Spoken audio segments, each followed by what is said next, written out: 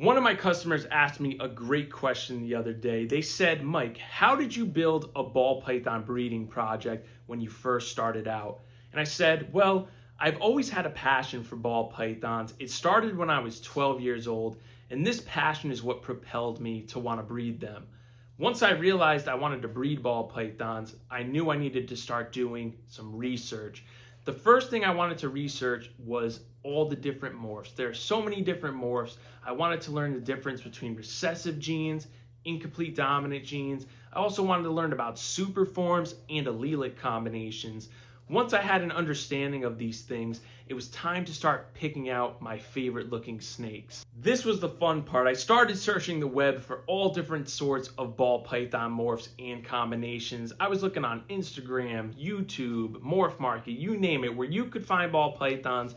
I was looking for them, and I was picking out my favorites based on their appearance. As I was looking at all these different ball pythons, I started to notice a trend happening. I noticed that most of the combinations I were picking out had recessive genes in them, and I noticed that the majority of them were lavender albino combinations, and this is when I realized that I wanted to base my project around lavender albino. Lavender albino is such a sick mutation, and I just loved the way it looked. I loved how bright and beautiful they are as hatchlings, and I loved how well they aged after looking at some adult versions. You can see how beautiful just the base morph is by our girl Zanny here. And once I fell in love with the lavender albino, it was time to start looking at incomplete dominant genes that I wanted to work into this project, as well as other recessive genes. Once I pinpoint the lavender albino as the recessive I wanted to base my project around, it was time to start learning more about the incomplete dominant genes. I had a good understanding of the recessive genes and how they would react with the lavender albino after seeing a lot of these combinations on Morph Market and other avenues, but I really wanted to see more codominant interactions. And once I started looking at some amazing combinations with incomplete dominant genes, I was really able to single out what genes I wanted to work into that lavender albino project. As I was doing all this research, I think the most important piece of information that I absorbed from all of it was to buy females first. The female ball pythons take about 2 to 3 years to reach sexual maturity, and I wasn't in a rush to start breeding. I really wanted to get snakes that I was passionate about and that I loved looking at every single day and had me excited about the future. So it was time to start looking at female lavender albino combos, and we wanted to get a really strong group of them. We mainly went for all visual lavender albinos, and you guys can see a variety of the different types of combinations we picked up. I mean, look at how beautiful some of these girls are, and these are all incomplete dominant genes and recessive genes that we really wanted to work into the lavender albino, and we got these females fast. We started buying females left and right. Now, we were very selective about the females that we bought, and we bought everything as a baby for a reason. One of the reasons for that is that as babies, typically these rarer females are a little bit less expensive than they are as an adult. Also, they're really hard to come by as adults. I've never seen a combination quite like Nova available as an adult. It's just not happening. I actually haven't seen her combination reproduced again since I bought her. So that was a really unique opportunity, and I'm glad that I jumped on that opportunity when I had the chance. Now, I wanted to get a base group of about 3 to 5 females because as I was researching, I realized there's a lot of different factors that can play into your success. Of course, hard work, determination, and consistency is going to be a big factor in that.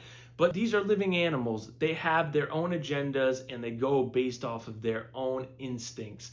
And that goes for every ball python, whether it's a male or a female. So you could have a group of 3 to 5 females and only 2 of them give you eggs, but it's still not a complete loss. Whereas if you only had 1 female, maybe she doesn't give you eggs and then you have nothing. You can't level up your collection.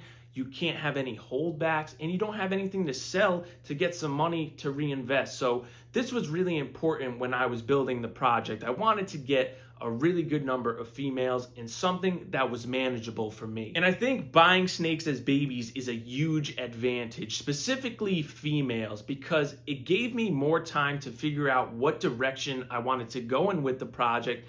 And I got to see all these new combinations coming out and seeing how genes interacted with the lavender albino more and more. And it really helped me to determine the genes I wanted to keep adding into the project. Also, by waiting this 1.5 to 2 years for these girls to get up to size, it gave me time to figure out what males I wanted to get for those females. Now, as I was raising that group of females up, I started looking at more and more males, trying to figure out what the perfect combination would be to put to these girls. But since I had such a large group of girls for the project, I thought it was best to get 2 males. And we went with my boy Future and my boy Takeoff.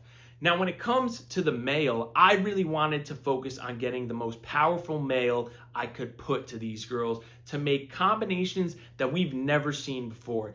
Future was a really unique combination. He's a pastel, super enchy, super asphalt lavender albino, and he brings so much power to the table. He's got super enchy, so he'll pass enchy to everything, and he's got super asphalt, so he'll pass asphalt to everything. And the main thing also is Future is a visual lavender albino, and most of the girls that we got to breed with him are visual lavender albinos. So we're setting ourselves up for some really good odds to hit lavender albino combinations. And this was a really big factor for me when I was deciding what snakes I wanted to buy and build my project with. Now, the second male we went with was our guy Takeoff, the blackhead red gene dreamsicle. Now, he's a visual double recessive, and we added visual double recessive females to our lavender group, so we had the chance to hit dreamsicles and combinations with incomplete dominant genes in it.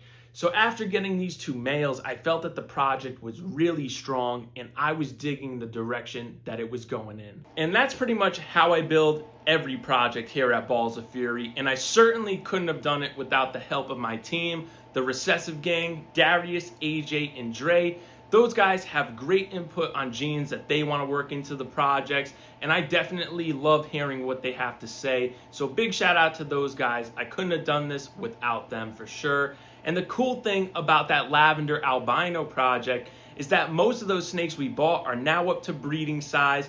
They're pairing up, and some are even on the verge of ovulations and giving us some clutches of eggs, and I'm really looking forward to that. And we're not done building the project. Every year we're looking to level up our projects. We're looking to reinvest in them. So really, it's just a cycle that repeats itself, and I love it. It's so exciting, and I'm definitely super passionate about it. I'm also looking forward to all the other projects that we're working. We've got some really amazing projects in both Clown, Pied, Desert Ghost, Hypo. So there's so much to do, and it's going to be awesome to see it all unfold in the future. Also, when you're building your ball python project, guys, make sure you set goals for yourself. If your goal is to have 5 ball pythons and breed them successfully, that's amazing. Work towards that goal, make the necessary sacrifices that it takes to reach your goals, and also be willing to put in that work. And if your goal is to be a full-time reptile breeder, set goals for that too, and do the same thing. If you guys enjoyed today's episode, please smash that like button for me. I would appreciate that. Also, drop some comments down below. Let me know if you guys like these styles of video where it's kind of like story time and educational at the same point. Also, let me know how you build a ball python project or what breeding projects you are working. I'd love to hear about it. Also, smash the subscribe button for me. That would mean a lot to me. And hit the notification bell while you're up there so you know when we're dropping a video and you don't miss anything. Big shout out to my guys, the Recessive Gang, as always. Darius, AJ, and Dre. Keep doing your thing, you guys. Keep killing it. I will talk to everyone very soon. Peace.